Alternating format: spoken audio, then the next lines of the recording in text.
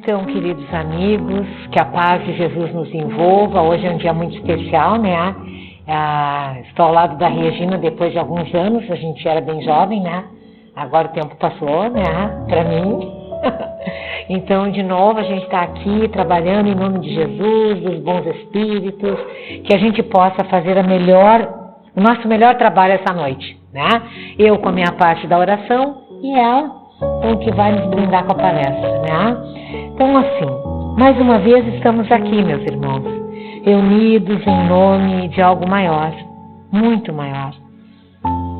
Sejam por nossas dificuldades, pelos nossos sofrimentos, ou por gratidão que nós aqui chegamos, ou por simples necessidades de nos conectarmos com Deus, com os nossos mentores. Rogamos à equipe dessa casa abençoada que nos ampare, que nos oriente, que mantenha o nosso pensamento ligado a essa palestra, para que dentro do nosso coração possa acontecer aquela transformação que necessitamos. Com o objetivo, Senhor, de sermos consolados, esclarecidos, aqui estamos, encarnados e desencarnados. Portanto, meus irmãos, mantenhamos a atenção na palestra, façamos esforço, porque é durante a palestra que a equipe espiritual trabalha em torno de nós. E temos a certeza que a nossa irmã já traz tudo aquilo que é necessário para que a nossa atenção fique bem presa e que possamos receber tudo aquilo que a gente precisa. Que assim seja. Boa noite, sejam todos muito bem-vindos a mais um encontro, a mais uma reflexão. E como já foi dito, né, o nosso assunto hoje é indissolubilidade do casamento e divórcio, que está no nosso Evangelho, segundo o Espiritismo, no capítulo 22, itens de 1 a 5. E esse capítulo, no seu primeiro item, ele nos traz uma passagem em Mateus que fala que os fariseus, para tentar Jesus, provocar Jesus, vai até ele e faz algumas perguntas, entre elas esta: será permitido a um homem despedir sua mulher por qualquer motivo? E Jesus então responde: não liste que aquele que criou o homem desde o princípio os criou macho e fêmea, e disse: por essa razão o homem deixará seu pai e sua mãe, e se ligará à sua mulher, e não farão os dois senão uma só carne? Assim, já não serão duas, mas uma só carne. Não separe, pois, o homem o que Deus juntou. Está lá em Mateus, capítulo 19, versículos de 3 a 9. O que Jesus está nos trazendo nessa reflexão em Mateus? De que, além da união dos sexos, deve haver a união de almas, a afinidade espiritual, o cumprimento da lei, a lei de amor, quando os dois serão uma só carne, uma só pessoa. Mas qual é o entendimento dessa colocação de Jesus, quando os dois serão uma só carne? Somos almas independentes, mas são as diversas experiências nossas, das nossas reencarnações, que promove as simpatias e antipatias de determinadas pessoas no decorrer desse nosso trajeto. Assim, nós vamos iniciando ligações de afetos, nos unindo pela afeição, pelo carinho, e até encontrar, então, uma construção, realizar uma construção de amor em nossas relações. Nós vamos acertando, vamos errando, vamos construindo, reconstruindo, até que nós nos encontremos com algo que nos chama de sintonia, algo muito mais forte, que é o que Jesus fala, né? A lei de amor. Kardec, no item 3 do nosso capítulo, diz o seguinte: que Deus quer que as criaturas se unam não só pelos laços da carne, mas também pelos laços da alma. Está na hora. A fim de que a afeição entre o marido e a mulher transmita aos filhos, quer também que sejam dois em vez de um, as lhe dar amor, cuidados e fazê-los progredir. Jesus aqui, então, está nos dizendo, quando ele fala da lei de amor, a lei de reprodução, que é comum a todos os seres vivos, e a lei de amor, que é a lei de caráter exclusivamente moral. Kardec também, durante esse capítulo, ele faz um questionamento para ele mesmo, e eu acho que cabe para nós também. Será que nas condições normais do casamento, a lei de amor é sempre levada em consideração? E ele nos responde que claro que não.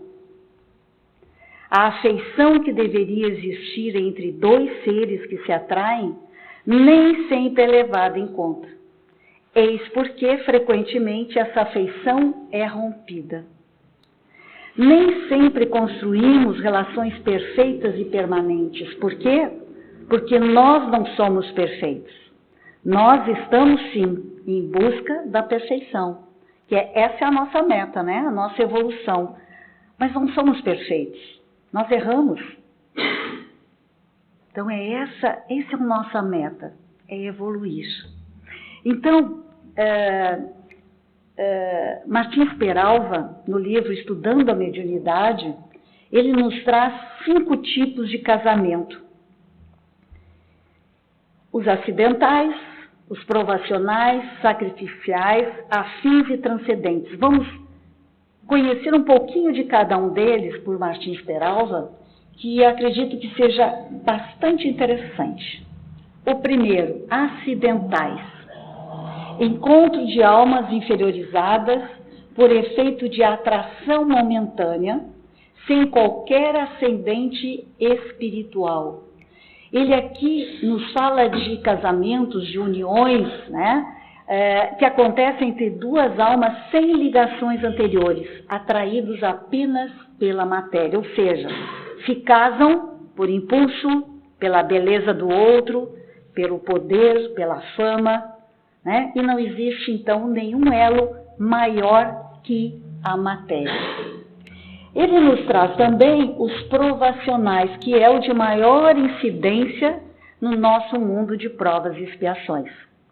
Martins Peralva, então, nos diz assim, que é o reencontro de almas para reajustes necessários à evolução de ambos.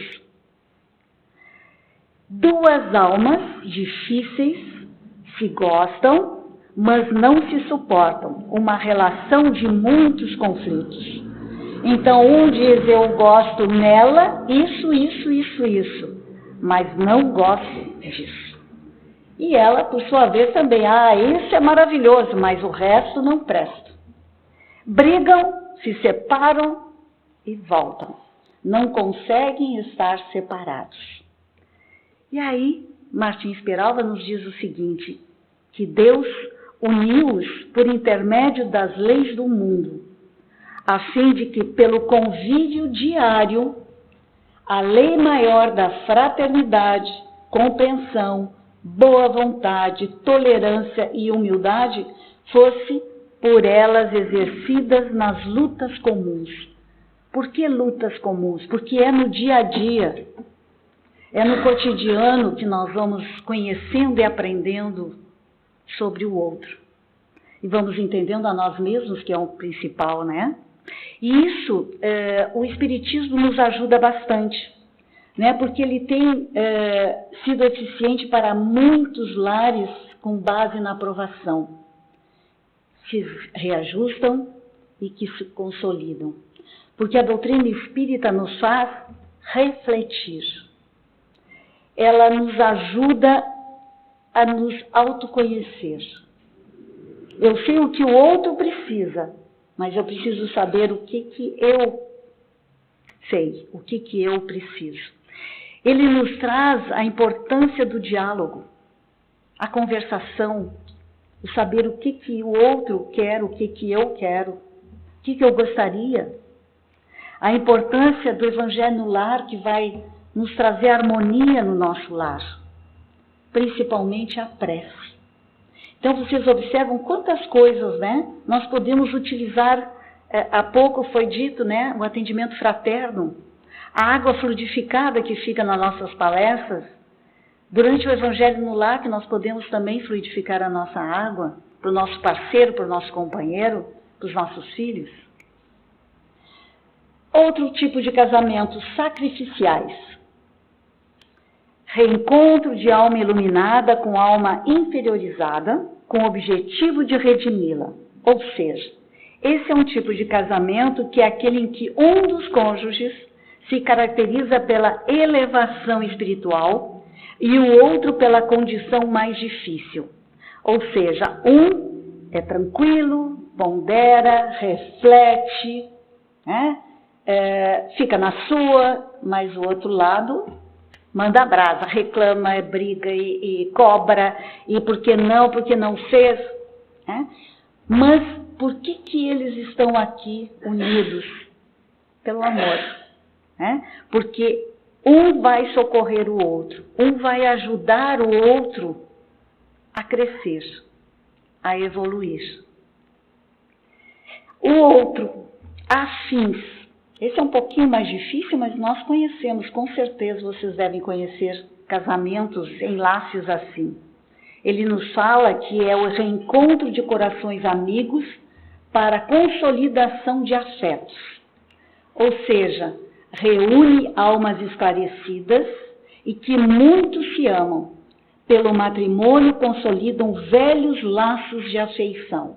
Então, é um casal que está ligado espiritualmente, né? Estão voltando, reunindo-se novamente, mas como nada é perfeito, esse casamento também tem as suas dificuldades. Mas as suas dificuldades não estão no casamento em si, nas relações entre o casal, mas a dificuldade na saúde, às vezes de um ou dos dois. Problemas financeiros, problemas com seus filhos, dificuldades de relacionamento entre filhos e pais, mas eles vêm juntos exatamente para que um ajude o outro nessas dificuldades, nesses momentos difíceis. E o último tipo que Martins Peralva nos apresenta é os transcendentes. Então, almas engrandecidas no bem e que buscam para realizações imortais.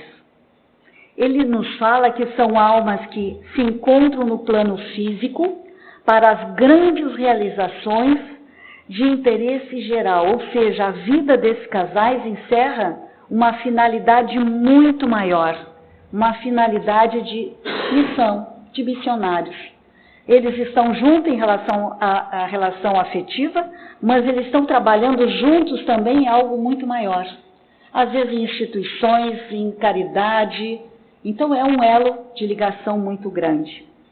Mas aí nos perguntamos, o casamento já está em nosso planejamento reencarnatório? Essa é uma pergunta que a gente se faz.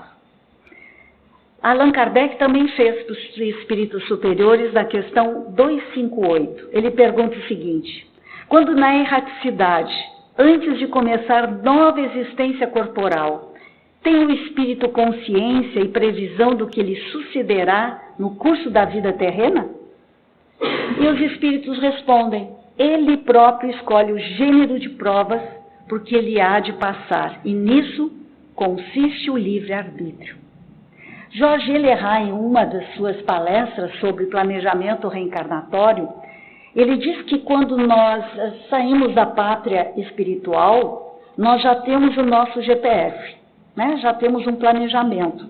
Ele chama de planejamento espiritual, o GPS espiritual que traça uma rota para a nossa felicidade. Só que quando nós entramos no carro, né? Entramos no nosso corpo, botamos um endereço, e aí o nosso GPS vai nos dizendo o que fazer e a gente se atrapalha. Em vez de entrar na segunda à esquerda, nós entramos à terceira à esquerda, recalculando. Aí, próxima direita, e a gente não entrou na próxima direita, porque aquela rua estava trancada, e nós nos desesperamos. Puxa, e agora, como é que eu faço? Eu vou chegar no lugar certo, o meu horário já escapou? Não, vamos sim. Só que a nossa rota vai ser um pouquinho diferente. Ela vai demorar um pouquinho mais, ela vai ter alguns imprevistos, mas nós vamos chegar até lá. Então, o planejamento reencarnatório é o plano do mundo espiritual que se desenha de melhor para cada um de nós. Só que esse planejamento, ele prevê de maneira geral. Ele não faz planejamentos de coisas detalhadas. Ele apenas os principais acontecimentos que poderão ocorrer, porque nós temos o nosso livre-arbítrio de optar por este ou por aquele caminho.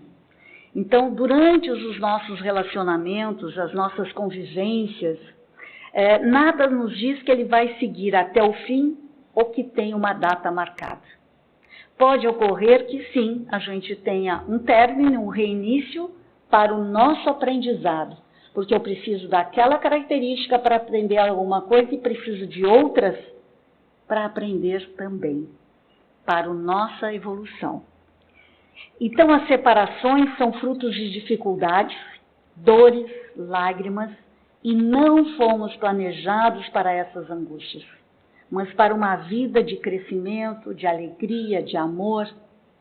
Mas o que fazer, então, se a harmonia que deveria reinar não acontece na nossa vida, nos nossos relacionamentos, no nosso lar? Na escolha de alguém, encontramos dificuldades devido às nossas características pessoais, porque cada um de nós é único. Cada um de nós teve as suas experiências, não só de outras encarnações, mas nessa. Experiências com os nossos pais, experiências com os nossos avós, com a nossa família. Né? Então, são experiências que nós trazemos para a nossa vida. Tem uma mensagem que diz assim, que a lei do amor permite que os indivíduos se procurem e se escolham, mas exige também que se respeitem e se apoiem antes das provas e dificuldades da vida. Quando tudo está tranquilo, está maravilhoso, mas qualquer dificuldade abala. Então, nós precisamos de muito esforço, de ambos os lados. Nós precisamos de respeito, de coragem, né? Nós precisamos entender que aquela relação é uma construção constante. E eu recebi, através das mensagens que a gente recebe pelo celular, que diz assim, que o amor não vem embalado num papel de presente ou numa maravilhosa caixa de presentes. Ele vem em forma de atenção, de acolhimento, de escuta, de olho no olho. Ele vem dizendo que é a troca, o cuidado, o querer estar junto. E isso tudo não é nas relações apenas afetivas, mas é nas nossas relações. É lá no meu trabalho, é lá no meu condomínio, que é tão difícil, né? Estou tendo essa experiência agora. Morei sempre em casa e agora num prédio com muitos moradores. Então, o quanto olho no olho, a atenção, o bom dia, boa tarde, o até logo, às vezes não respondido, não faz mal. Mas isso é amor. Então, não é uma caixinha de presente fechada, lacrada, não, ela é muito maior. E nas nossas relações de trabalho, de amizade, né, aqui na Casa Espírita, quantas vezes, né, a gente tem que sentar, olhar no olho e dizer o que está acontecendo. Vamos fazer um evangelho, vamos fazer um atendimento fraterno. E é assim que funciona. Mas os fariseus não ficaram muito satisfeitos com Jesus, com aquela resposta, e continuaram a perguntar para ele, mas por que razão Moisés ordenou que o marido entregasse a sua mulher uma carta de separação e despedisse? E aí Jesus, então, responde aos fariseus, né? E sabendo que eles conhecem as leis, foi devido à dureza do coração de vocês que Moisés permitiu que abandonassem suas esposas, mas no início da humanidade não era assim. Ele está nos dizendo que desde os tempos de Moisés, se a afeição mútua não fosse o único motivo do casamento, a separação poderia tornar-se necessária. As uniões não aconteciam pela vaidade, pelo orgulho, pela aquela situação de proximidade pela matéria, mas pela simpatia recíproca, o que não dava motivo para separações. Mas se a simpatia recíproca não acontece, qual é o nosso caminho? Kardec faz essa pergunta lá na questão 940. Não constitui fonte de dissabores tanto mais amargos quanto envenenam toda a existência a falta de simpatia entre os seres destinados a viver juntos? E a resposta é muito amarga, de fato. Mas é uma dessas infelicidades de que, na maioria das vezes, sois a causa principal. Podia ficar menos, né? Mas é assim mesmo. Será que a nossa separação, nosso divórcio, não precisamos olhar para dentro de nós? Como é que estão as nossas atitudes? Como é que está a minha relação comigo mesmo? O que eu posso fazer para manter esse relacionamento, essa relação? Como é que são as minhas regras, as minhas exigências, as minhas inseguranças, a minha vaidade, meu orgulho? Alberto Almeida, no livro A Arte do Reencontro, diz que a relação conjugal é processual. Se comporta como algo vivo, crescendo e definhando, conforme bem ou mal alimentada, cabendo ao tempo definir a dinâmica do relacionamento.